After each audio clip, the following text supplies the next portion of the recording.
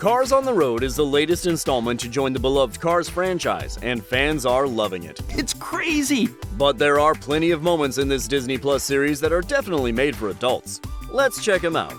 Number 1. Starting with one of the most surprising elements of Cars on the Road that was made for adults only, Episode 8 is modeled in many different ways after Mad Max Fury Road.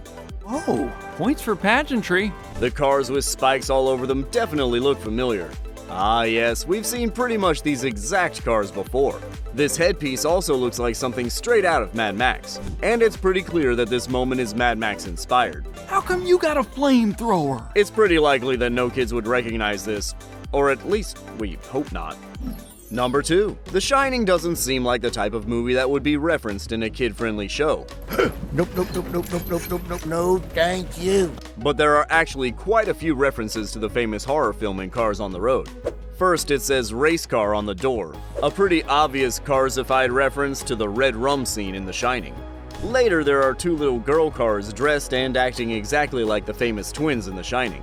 Come race with us, Lightning. Later, green antifreeze pours out of the elevator, like a complimentary color version of the red blood pouring out of this elevator. That's a lot of antifreeze. Number 3. If there's any TV show with a score that's particularly popular right now, it's that iconic theme song from Stranger Things. So it's clearly no accident that when the Wayne County Cryptid Busters are looking for Bigfoot, there's music playing that sounds a lot like the famous Stranger Things theme. And since they're alien hunting, it all fits. Bigfoot. Number 4. The 3rd episode deals a lot more with cars meeting their demise than we typically see in a kid's show. Uh-oh. And it all starts with catching a glimpse of a car in less than lively condition. A car tells Mater, We suddenly find ourselves with a rare opening on our team.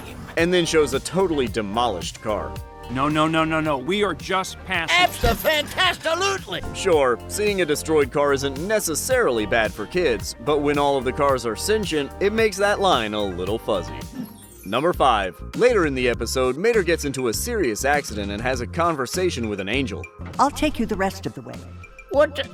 Who are you? aka the Speed Demon, about the fact that his life is over and he's about to cross over to the other side. Well, I never thought this is how you'd go out. Again, that's pretty heavy for young audiences, and kids on the younger side may even be prompted to ask some challenging questions to their grown-ups after seeing this scene.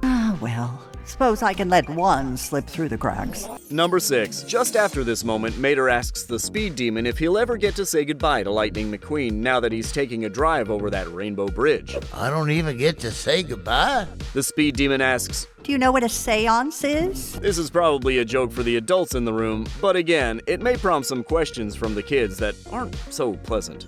Number 7. When Mater gets completely made over to be able to race, he comes out looking totally different and being capable of way more.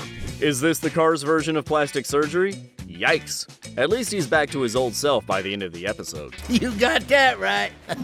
Number 8. On their journey, Lightning and Mater meet a group of cars that call themselves the Wayne County Cryptid Busters. So, what brings you around to these parts? The way they're going about their search, combined with what they're searching for, definitely makes them seem like conspiracy theorists. Secret order. Secret order? What are you talking about? Which isn't something most kids are likely to understand.